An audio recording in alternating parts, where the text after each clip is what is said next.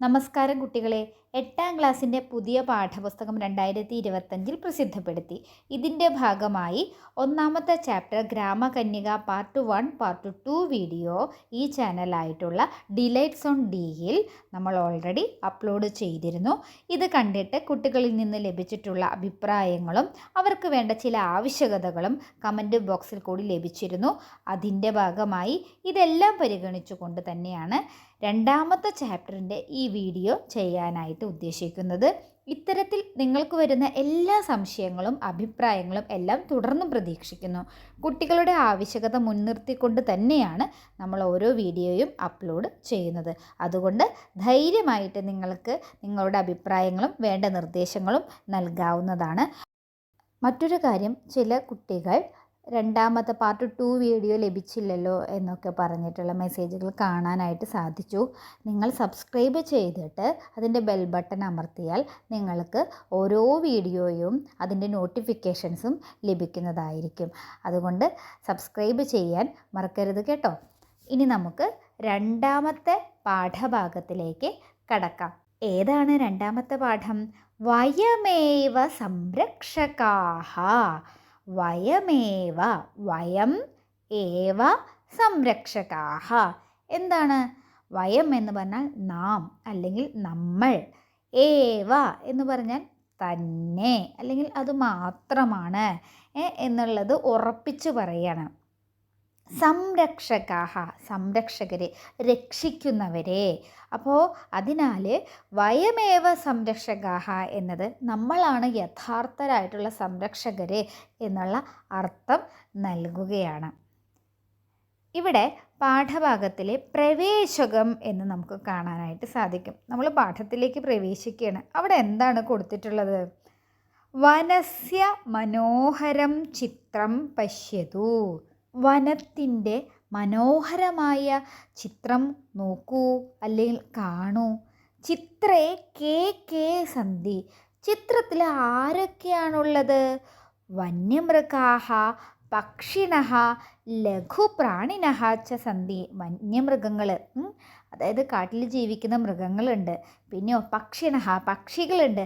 ലഘുപ്രാണിനഃ, ചെറു പ്രാണികൾ, ചെറുജീവികളുമുണ്ട്. തേ വനമാശ്രിത്യ ജീവന്തി. തേ, അവർ ഈ വനത്തെ ആശ്രയിച്ചിട്ടാണ് ജീവന്തി, ജീവിക്കുന്നത്. കേ വനം ദൃഷ്ടവന്തഃ. കേ എന്ന് പറഞ്ഞാൽ ആരൊക്കെയാണ് വനം ദൃഷ്ടവന്തഃ, ഈ കാട് കണ്ടിട്ടുള്ളത്? വനസ്യ ആവശ്യകത. ഈ വനത്തിൻ്റെ, വനം എന്ന് പറഞ്ഞാൽ എന്താ? കാട്, ഫോറസ്റ്റ്. ഇതിൻ്റെ ആവശ്യകത എന്താണ്? തസ്യ സംരക്ഷണേ കേ കുർവന്തി. അതിൻ്റെ സംരക്ഷണത്തിന് ആരൊക്കെയാണ് ചെയ്യുന്നത്? അതിൻ്റെ സംരക്ഷണം ആരൊക്കെയാണ് ചെയ്യുന്നത് എന്നൊക്കെയാണ് ഇവിടെ കുറേ ചോദ്യങ്ങളുള്ളത് അല്ലേ. അപ്പം നിങ്ങൾക്കിവിടെ പിക്ചറിൽ കുറേ വന്യമൃഗങ്ങളെ കാണാം. ഏതൊക്കെ മൃഗങ്ങളെയാണ് കാണാൻ സാധിക്കുന്നത്? ആനക്കൂട്ടത്തെ കാണാം ആദ്യം അല്ലേ, ആദ്യത്തെ പേജിൽ തന്നെ 15ാമത്തെ പേജിൽ. അപ്പോൾ നമുക്ക് ആനയ്ക്ക് നമുക്ക് ഗജഹ എന്ന് പറയാം. പിന്നെ മാനിനെ കാണാനായിട്ട് സാധിക്കും. മാന് ഹരിണഹ. വ്യാഘ്രഹ എന്നാണ് കടുവയ്ക്ക് പറയുക. പിന്നെ അടുത്ത പേജിൽ നമുക്കൊരു മയിലിനെ കാണാം, മയൂരഹ. പിന്നെ ഒരു സഭ തന്നെയുണ്ട് അല്ലേ, കുറേ മൃഗങ്ങളുടെ 17ാമത്തെ പേജിൽ. അതിൽ കാക്കഹ കാണാം, അതായത് കാക്ക. പിന്നെ വാനരഹ, കുറുക്കൻ. ഭല്ലൂക്കഹ, കരടി. സിംഹഹ, സിംഹം. ഗജഹ, ആന. ശശകഹ, റാബിറ്റ് അഥവാ മുയൽ. ശൃഗാലഹ, കുറുക്കൻ. പിന്നെ ചെറിയൊരു പക്ഷീനെയും കൂടി കാണാം, നമുക്കത് പിക്കഹ എന്ന് വേണമെങ്കിൽ കണക്കാക്കാം, ഒരു കുയിലായിട്ട് നമുക്ക് കണക്കാക്കാം അല്ലേ. ആമുഖം. പ്രകൃതേഹേ സൗന്ദര്യം, പ്രകൃതിയുടെ സൗന്ദര്യം, ഭംഗി. സീമാതീതമേവ. സീമ എന്ന് പറഞ്ഞാൽ അതിർത്തി, അതിര് എന്നൊക്കെ പറയാം. അതീതം എന്ന് പറഞ്ഞാൽ അതിനും അപ്പുറമാണ്. നമുക്കൊരു അതിർത്തി നിശ്ചയിക്കാനായിട്ട്, ഒരു പരിധി നിശ്ചയിക്കാനായിട്ട് സാധിക്കില്ല എന്നാണ് ഈ പദത്തിൻ്റെ അർത്ഥം. അതായത് പ്രകൃതിയുടെ സൗന്ദര്യത്തിന് നമുക്ക് പരിധികളൊന്നും നിശ്ചയിക്കാൻ പറ്റില്ല. അത്ര അധികം സുന്ദരിയാണ് നമ്മുടെ പ്രകൃതി എന്ന് പറയുന്നത്. പല്ലവൈഹി പുഷ്പൈഹി ഫലൈഹി ജാലം കൃതാ വൃക്ഷാഃ ലതാഃ ച പ്രകൃതേഹ സൗന്ദര്യം വർദ്ധയന്തി. എന്താ ടീച്ചർ ഇത്ര സ്പീഡ് കുറച്ച് വായിക്കണേന്ന് വെച്ച് കഴിഞ്ഞാൽ 2-3 പേര് അങ്ങനെ ഒരു അഭിപ്രായം ഇട്ടിട്ടുണ്ടായിരുന്നു, കുറച്ചും കൂടി പതുക്കെ വായിക്കാനായിട്ട്. ഓരോ കുട്ടികളും ഓരോ രീതിയിലാണല്ലോ പഠിക്കുക, അപ്പോൾ അവരെയും കൂടി മുൻനിർത്തി കൊണ്ടാണ് ടീച്ചർ കുറച്ചും കൂടി സ്ലോവിൽ ഇത് വായിക്കാനായിട്ട് ശ്രമിക്കുന്നത് കേട്ടോ. പല്ലവൈഹി എന്ന് പറഞ്ഞു കഴിഞ്ഞാൽ ഇളം ഇലയാണ്, തളിരില. പിന്നെയോ ഇലകൾ കഴിഞ്ഞാൽ പുഷ്പൈഹി പൂക്കൾ, ഫലൈഹി ചാലങ്കൃത. അതായത് ഫലം എന്ന് പറഞ്ഞു കഴിഞ്ഞാൽ പഴം, പുഷ്പം എന്ന് പറഞ്ഞാൽ പൂവ്, പല്ലവ എന്ന് പറഞ്ഞാൽ തളിരിലകൾ. അപ്പോൾ പല്ലവൈഹി പുഷ്പൈഹി ഫലൈഹി എന്ന് പറഞ്ഞു കഴിഞ്ഞാൽ പല്ലവങ്ങളാൽ, ഇലകളാൽ, തളിരിലകളാലും പുഷ്പങ്ങളാലും അതേപോലെ പഴങ്ങളാലും ച അലങ്കൃത എന്നിവയാൽ അലങ്കരിച്ച വൃക്ഷാഹ ലതാഹ ച വൃക്ഷങ്ങളും മരങ്ങളും ലതാഹ വള്ളിച്ചെടികളും ച പ്രകൃതേഹേ സൗന്ദര്യം വർദ്ധയന്തി ഇവയെല്ലാം പ്രകൃതിയുടെ സൗന്ദര്യം വർദ്ധിപ്പിക്കുന്നു. ഇനിയോ ആവാസവ്യവസ്ഥായാഹ ആധാരോ ഭവതി വനം. ആവാസവ്യവസ്ഥ എന്താണ്? ആവാസവ്യവസ്ഥ പരസ്പരം ചുറ്റുപാടുകളുമായും പ്രതികരിക്കുന്ന സസ്യങ്ങളും ജന്തുക്കളും അജൈവ വസ്തുക്കളും അടങ്ങുന്ന പരിതസ്ഥിതിപരമായിട്ടുള്ള വ്യവസ്ഥയാണ് ആവാസവ്യവസ്ഥ അഥവാ എക്കോസിസ്റ്റം. ഇത് ജീവമണ്ഡലത്തിൻ്റെ നിലനിൽപ്പിൻ്റെ അടിസ്ഥാന ഘടകമാണ് അല്ലേ. അപ്പോൾ ഇവിടെ ആവാസവ്യവസ്ഥായാഹ ആധാരോ ഭവതി വനം എന്നാണ് പറയുന്നത്. ആവാസവ്യവസ്ഥയുടെ അടിസ്ഥാനം എന്ന് പറയുന്നത് തന്നെ, ആധാരം എന്ന് പറയുന്നത് തന്നെ വനമാണ്. സർവേ ചരാചരാഹ എല്ലാ ചരാചരങ്ങളും എല്ലാ ജീവജാലങ്ങളും വനമാശ്രിത്യ വനത്തെ ആശ്രയിച്ചു കൊണ്ടാണ് ജീവന്തി ജീവിക്കുന്നത്. വനം വിനാ ജീവനം സുഖരം ന ഭവതി. വനം വിനാ വനമില്ലാതെ കാടില്ലാതെ ജീവനം നമ്മുടെ ജീവിതം സുഖരം ന ഭവതി സുഖകരമായിരിക്കില്ല എന്നാണ് പറയുന്നത്. കാടില്ലാതെ ജീവിതം എളുപ്പമല്ല. അസ്മാകം സുസ്ഥിതയേ വസുധായാഹ സന്തുലിതാവസ്ഥായൈ ച വനമുപകരോതി. അസ്മാകം നമ്മളുടെ സുസ്ഥിതയെ നല്ലതിനു വേണ്ടി, നല്ല സ്ഥിതിയാണ് സുസ്ഥിതി എന്ന് പറയുന്നത്, നല്ല സ്ഥിതിക്ക് വേണ്ടിയിട്ടും വസുധായ വസുധ എന്ന് പറഞ്ഞാൽ ഭൂമിയാണ് കേട്ടോ. ഭൂമിയുടെ സന്തുലിതാവസ്ഥയെ നിലനിർത്താനും ച വനമുപകരോതി വനം നമ്മളെ സഹായിക്കുന്നു എന്നാണ് ആമുഖത്തിൽ പറയുന്നത്. കസ്മിശ്ചിത് വനെ കശ്ചന മയൂരഃ ആസീത്. കസ്മിശ്ചിത് വനെ ഒരു കാട്ടിൽ, കശ്ചന ഒരു, മയൂരഃ മയിൽ, ആസീത് ഉണ്ടായിരുന്നു, സഹ അവൻ, സ്വയമായി തന്നെ, സുന്ദരം മന്യമാനഃ അവൻ തന്നെ സുന്ദരനായിട്ട്, മന്യമാനഃ കരുതിയിട്ട്, ഇതരാൻ പരിഹസതി സ്മ മറ്റുള്ളവരെ ഇങ്ങനെ പരിഹസതി സ്മ പരിഹസിച്ചിരുന്നു, കളിയാക്കിയിരുന്നു. മമ ബർഹാണി എൻ്റെ തൂവലുകൾ, മയിൽപീലികൾ, വർഷാകാർമുകമിവ അതായത് മഴവില്ല് പോലെ, ബഹുവർണോപേതാനി ഭവന്തി അതായത് ബഹുവർണ്ണങ്ങളുള്ളതാണ്, പല നിറങ്ങളുള്ളതാണ് എന്നാണ് പറയുന്നത്. എന്താണ്? മയിൽപ്പീലി കാണാൻ നല്ല ഭംഗിയാണ് അല്ലേ. അപ്പോൾ ഇവിടെ അഹങ്കാരിയായിട്ടുള്ള ആ മയിൽ പറയാണ്, എൻ്റെ തൂവലുകൾ മഴവില്ല് പോലെ ബഹുവർണ്ണമുള്ളതാണ്. അഹം ഇവ നർത്തനം കർത്തും, അഹമിവ എന്നെ പോലെ, നർത്തനം കർത്തും നൃത്തം ചെയ്യാൻ, ന കോപി ശക്നോതി വേറെ ആരെ കൊണ്ടും കഴിയില്ല.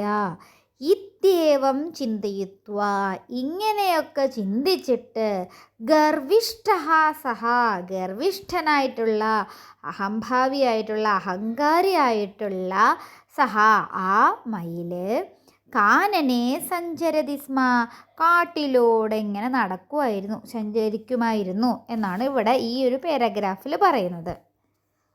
അടുത്തത് എന്താണ്? അടുത്ത പേജിൽ നോക്കൂ. ഏകദാ കശ്ചന കാക്കഃ വേഗേന ആഗത്യ ഏവമവദത്. ഏകദാ ഒരിക്കൽ ഒരിക്കൽ കശ്ചന കാക്കഹ ഒരു കാക്ക വേഗേന വേഗത്തിലെ ആഗത്യ ഏവം അവതത് ഓടി വന്നു പറയാണ്, അയീ മിത്രാണി കശ്ചന മാനവഃ അസ്മാകം വനം നാശയതി. അയീ മിത്രാണി, അല്ലയോ സുഹൃത്തുക്കളെ, കശ്ചന മാനവഃ ഒരു മനുഷ്യൻ അസ്മാകം വനം നാശയതി നമ്മുടെ വനത്തെ നശിപ്പിക്കുന്നു.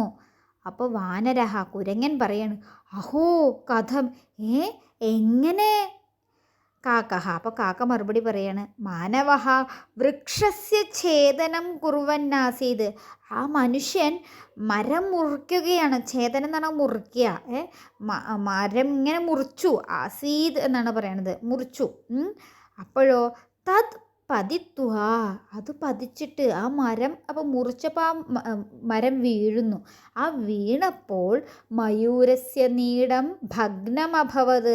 ആ മയൂരത്തിൻ്റെ ആ മയിലിൻ്റെ കൂട് അങ്ങോട്ട് തകർന്നു. മയൂരഹ ദീനം രോദിതി. രോദിതി എന്ന് പറഞ്ഞാൽ കരയുന്നു. ആ മയിൽ ദയനീയമായിട്ട് കരയുന്നു എന്ന് കാക്ക മറ്റു മൃഗങ്ങളോട് പറയാണ്. തത് ശ്രുത്വ ഗജഹ അവതത്. അത് കേട്ടിട്ട് ഗജഹ ആന അവതത് പറഞ്ഞു, യദ്യപി മയൂരഹ അസ്മാൻ പരിഹസതി. മയൂരഹ അസ്മാൻ പരിഹസതി എന്ന് പറഞ്ഞാൽ മയിൽ നമ്മളെ പരിഹസിക്കുന്നുണ്ട്. യദ്യപി അതായത് മയിൽ നമ്മളെ പരിഹസിക്കുന്നുണ്ടെങ്കിലും തഥാപി സഹ അസ്മാസു അന്യതമോ അസ്തി. എന്നിരുന്നാലും സഹ അവൻ അസ്മാസു നമ്മുടെ അന്യതമോ അസ്തി അതായത് നമ്മളിൽ നിന്ന് വ്യത്യസ്തനല്ല, നമ്മുടെ തന്നെ ആളാണല്ലേ, നമ്മളുടെ ഇടയിൽ ജീവിക്കുന്ന ഒരാളാണ്, നമ്മളിൽ ഒരാളാണ് എന്നാണ് ഇവിടെ പറയുന്നത്. അതഹ അതുകൊണ്ട് തസ്യ സാഹായം അവൻ്റെ സാഹായം അസ്മാകം കർത്തവ്യമേവ നമ്മളുടെ കടമയാണ്. അവനെ സഹായിക്കേണ്ടത് നമ്മുടെ കടമയാണ് എന്ന് പറയാണ്. ഗജസ്യ വചനം സർവേ അംഗീചക്രുഹു. ഗജത്തിൻ്റെ ആനയുടെ വചനം വാക്കുകൾ സർവേ എല്ലാവരും അംഗീചക്രുഹു എല്ലാവരും അംഗീകരിച്ചു എന്നാണ് പറയുന്നത്. സർവേ പശവഹ എല്ലാ മൃഗങ്ങളും ഏകീഭൂയ ഒന്നിച്ചിട്ട് മാനവം ആ മനുഷ്യനെ ആക്രമിതവന്ത ആക്രമിച്ചു. അതായത് അയാളെ അവിടുന്ന് ഓടിക്കാൻ വേണ്ടിയിട്ട് ആക്രമിക്കുകയാണ്. തേഷാം ആക്രമണം സോഠും അവരുടെ ആക്രമണം ആ ആക്രമണം സോഠും താങ്ങാനാവാതെ അശക്തനായിട്ട് ശക്തിയില്ലാതെ സഹ അവൻ ആ മനുഷ്യൻ പ്രാണരക്ഷാർത്ഥം രക്ഷയ്ക്ക് വേണ്ടിയിട്ട് തൻ്റെ ജീവൻ രക്ഷിക്കാൻ വേണ്ടി തതഹ പലായനം അകരുത് അവിടെ നിന്ന് ഓടിപ്പോയി എന്നാണ് പറയുന്നത്. സർവേ മയൂരം സമാശ്വാസിതവന്തഃ എല്ലാവരും മയിലിനെ ആശ്വസിപ്പിച്ചു. തസ്യ നേത്രാഭ്യാം അവൻ്റെ കണ്ണുകളിൽ നിന്ന് അശ്രൂണി അപതൻ കണ്ണിൽ നിന്ന് എന്താണ് ഉണ്ടാവണത്? കണ്ണുനീര് വീണു. തത് ദൃഷ്ട്വാ ഭല്ലൂകഹ അത് കണ്ടിട്ട് ഭല്ലൂകം പറയാണ്. ഭല്ലൂകഹ ആരാണ്? നമ്മുടെ കരടിയാണ് അല്ലേ. വനം അസ്മാകം ഗൃഹം വനം ഈ വനം നമ്മുടെ ഗൃഹമാണ്, നമ്മുടെ വീടാണ്. കാട് നമ്മുടെ വീടാണ്. തസ്യ സംരക്ഷണം അസ്മാകം ദായിത്വമേവ. തസ്യ സംരക്ഷണം വനത്തിൻ്റെ സംരക്ഷണം അസ്മാകം നമ്മുടെ ദായിത്വമേവ നമ്മുടെ കടമയാണ്, നമ്മുടെ ഉത്തരവാദിത്തമാണ്. വനം വിനാ ജീവനം അശക്യം ഖലു ഇത്യവദത്. വനം വിന കാടില്ലാതെ ജീവനം അശക്യം ഖലു ജീവിക്കാൻ സാധിക്കില്ല, അസാധ്യമാണ് എന്ന് അദ്ദേഹം പറയാണ്. ഭല്ലൂകം കരടി പറയാണ്. ഗജഹ അവതത് അപ്പോൾ ആന പറയാണ്, സാധു ദ്രുമാഹ വനസ്യ ആധാരാഹ. ശരിയാണ്, ദ്രുമാഹ മരം വൃക്ഷം എന്നുള്ളതിൻ്റെ വേറൊരു പര്യായമാണ്. ദ്രുമാഹ വൃക്ഷങ്ങൾ വനസ്യ വനത്തിൻ്റെ ആധാരഹ അടിത്തറയാണ്. ദ്രുമം വിനാ വനം കഥം മരമില്ലാതെ കാടെങ്ങനെ? മരമില്ലാതെ കാടില്ല അല്ലേ. തത്ര വയമേവ രക്ഷകഃ ഭവേമ ഇതി അതുകൊണ്ട് നമ്മൾ ഇവിടുത്തെ രക്ഷാധികാരികളാണ്, നമ്മളാണ് ഇവിടുത്തെ രക്ഷകർ. കാടിനെ രക്ഷിക്കേണ്ടത് നമ്മുടെ കർത്തവ്യമാണ് എന്നാണ് ഇവിടെ പറയുന്നത്. അപ്പോൾ ഇവിടെ ഈ ഭവേമ എന്ന് വരുന്നുണ്ടൊരു വാക്ക് അല്ലേ, അതെന്താണ്? ഭവേമ ഭൂധാതുവാണ് അല്ലേ, ആകുക, ഉണ്ടാകുക എന്നുള്ള അർത്ഥത്തിലാണ്, ആശീർലിംഗാണ് കേട്ടോ. അപ്പോൾ ഭവേമ എന്നത് ഒരു ആഗ്രഹം അല്ലെങ്കിൽ അനുഗ്രഹപരമായിട്ടുള്ള ആശംസയുടെ രൂപമാണ്. നമ്മളെല്ലാവരും ഉണ്ട് എന്നുള്ളത്, നമ്മൾ കാടിൻ്റെ രക്ഷകരാകണം എന്നുള്ള അർത്ഥത്തിലാണ് ഇവിടെ പറയുന്നത് കേട്ടോ. പദച്ഛേദത്തിലേക്ക് കടക്കാം. സീമാതീതമേവ, സീമാതീതം അധികം ഏവ. സീമ എന്ന് പറഞ്ഞു കഴിഞ്ഞാൽ അതിർത്തി, അതിര്, ലിമിറ്റ് എന്നൊക്കെയുള്ള അർത്ഥത്തിൽ അതിനും അപ്പുറമായിട്ടുള്ളത്, അത് തന്നെ എന്നുള്ള അർത്ഥത്തിലാണ് സീമാതീതം ഏവ എന്നുള്ളത് വന്നത്. അതിരിനും അപ്പുറം, അതിരുകൾക്കും അപ്പുറം എന്നുള്ള അർത്ഥത്തിൽ. വനം ഉപകരോതി, വനം അധികം ഉപകരോതി, വനം ഉപകരിക്കുന്നു, സഹായിക്കുന്നു എന്നുള്ള അർത്ഥത്തിൽ. തശ്രുത്വ, തത് അധികം ശ്രുത ഇമ്പോർട്ടൻ്റ് ആണ്. അതുപോലെ അന്യതമോസ്തി, അന്യതമഹ അധികം അസ്തി. അപ്പോൾ ഇവിടെ തത് ശ്രുത്വ എന്ന് പറഞ്ഞു കഴിഞ്ഞാൽ അത് കേട്ടിട്ട് എന്നുള്ള അർത്ഥത്തിൽ നമുക്ക് ഉപയോഗിക്കാം. അതിനുശേഷം അന്യതമഹ അസ്തി എന്ന് പറഞ്ഞാൽ, അന്യതമഹ എന്ന് പറഞ്ഞാൽ മറ്റു പലതിലും ഒന്നായ എന്നുള്ള അർത്ഥത്തിൽ, വൺ എമംഗ് മെനി അല്ലെങ്കിൽ വൺ ഓഫ് ദ അതേഴ്സ് എന്നുള്ള അർത്ഥത്തിൽ. അസ്തി എന്ന് പറഞ്ഞാൽ ഉണ്ട് എന്നാണ്. അപ്പോൾ മറ്റുള്ളവയിൽ ഒന്നാണ് എന്നുള്ള അർത്ഥത്തിലാണ്, അതായത് ഒന്നായിരിക്കുക എന്നുള്ള അർത്ഥം നമുക്ക് സാമാന്യമായിട്ട് പറയാം. തത് ദൃഷ്ടുവ എന്ന് പറഞ്ഞാൽ തത് അധികം ദൃഷ്ടുവ, അത് കണ്ടിട്ട് എന്നുള്ള അർത്ഥം. ഇനി വിഗ്രഹപദങ്ങൾ. വിഗ്രഹപദത്തിൽ ആദ്യത്തത് സീമാതീതം തന്നെയാണ്.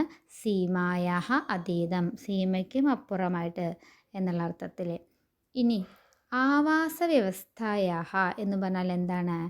ആവാസ വ്യവസ്ഥ എന്ന് പറഞ്ഞാൽ മുമ്പ് പറഞ്ഞ പോലെ തന്നെ ഒരു എക്കോസിസ്റ്റമാണ്. ആവാസം എന്ന് പറഞ്ഞാൽ സ്ഥലം, ജീവിക്കുന്ന ആ റെസിഡൻസ്.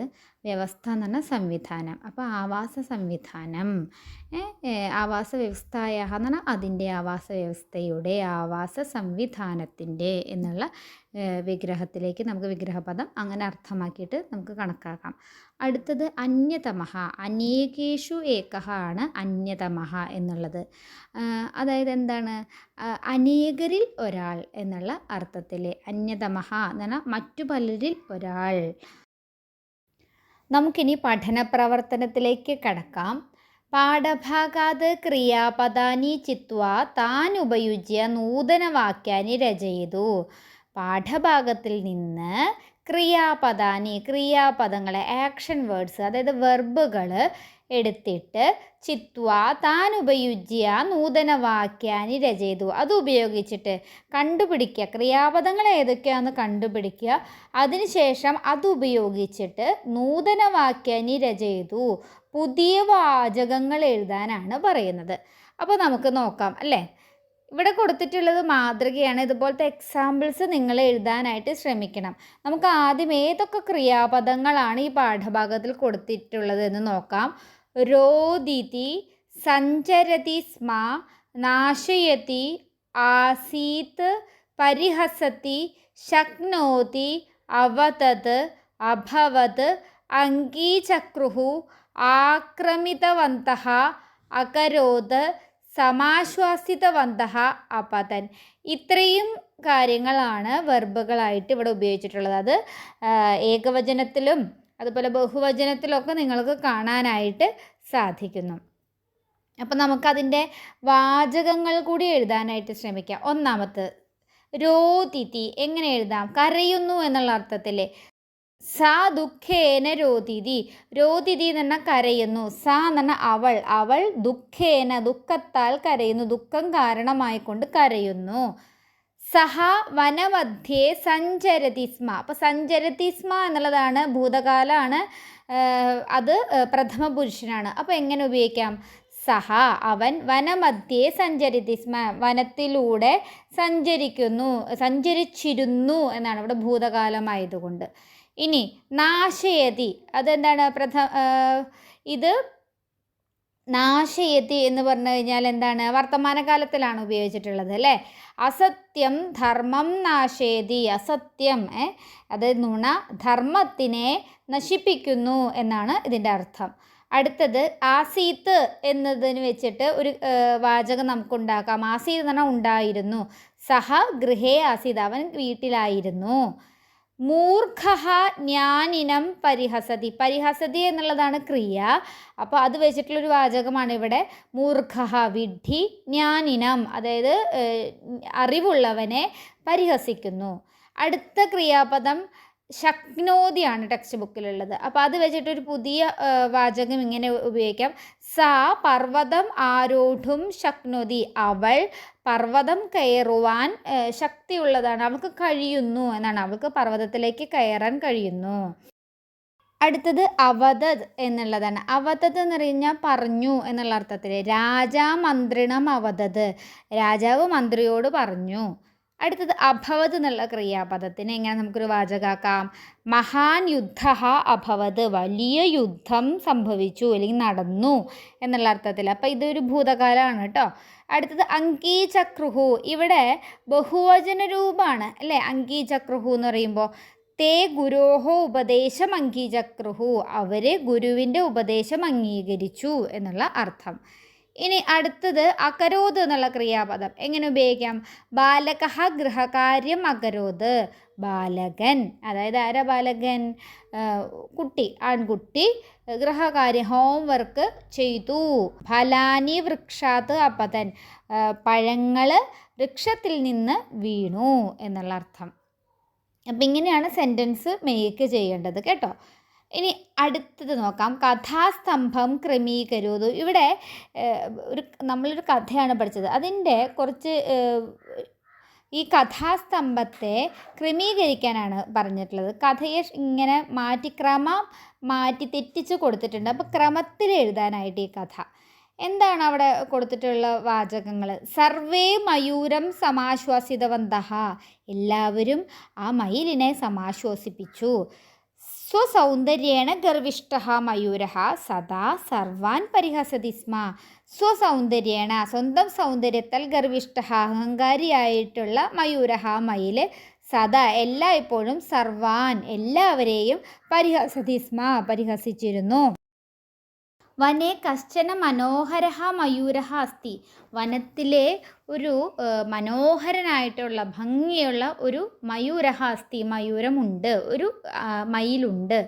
മൃഗാഹ വനസ്യ സംരക്ഷണം, മൃഗങ്ങൾ വനസ്യ സംരക്ഷണം, വനത്തിൻ്റെ സംരക്ഷണം. തേഷാം കർത്തവ്യമിതി മന്വതേ, അവരവരുടെ കർത്തവ്യമാണ് എന്ന്, കടമയാണ് വനത്തിൻ്റെ സംരക്ഷണം എന്ന് കരുതുന്നു.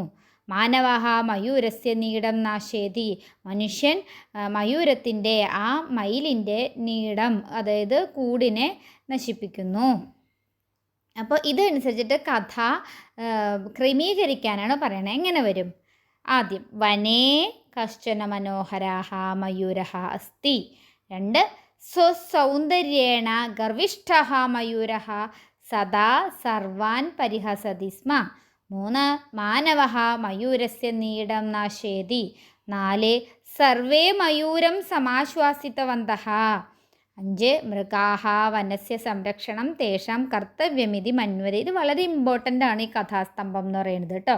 അപ്പോൾ കഥ നമ്മൾ നന്നായിട്ട് പഠിച്ചിരിക്കണം, എങ്കിൽ മാത്രമാണ് നമുക്ക് ഈ കഥാസ്തംഭം ക്രമീകരിക്കാനായിട്ട് സാധിക്കുള്ളൂ. പരീക്ഷയ്ക്ക് വരാനുള്ള സാധ്യതയുണ്ട് കേട്ടോ. ഇനി അടുത്തത് എന്ന് പറയുന്നത്, അടുത്ത പഠന പ്രവർത്തനം എന്താണ്? പാഠഭാഗം പഠിത്വ ത്വാന്ത ലബന്ധ തുമന്നന്താനി അവ്യയപദാനി ചിത്വ പട്ടികം പൂരയിതു. ഈ ത്വാന്തം ലബന്ധം തുമന്നന്തം നമ്മൾ ആദ്യമേ പഠിച്ചിട്ടുണ്ട്, ചെറിയ ക്ലാസ്സുകളിലും നിങ്ങൾ പഠിച്ചിട്ടുണ്ട്. അതെന്താണെന്ന് ആദ്യം നോക്കാം അല്ലേ?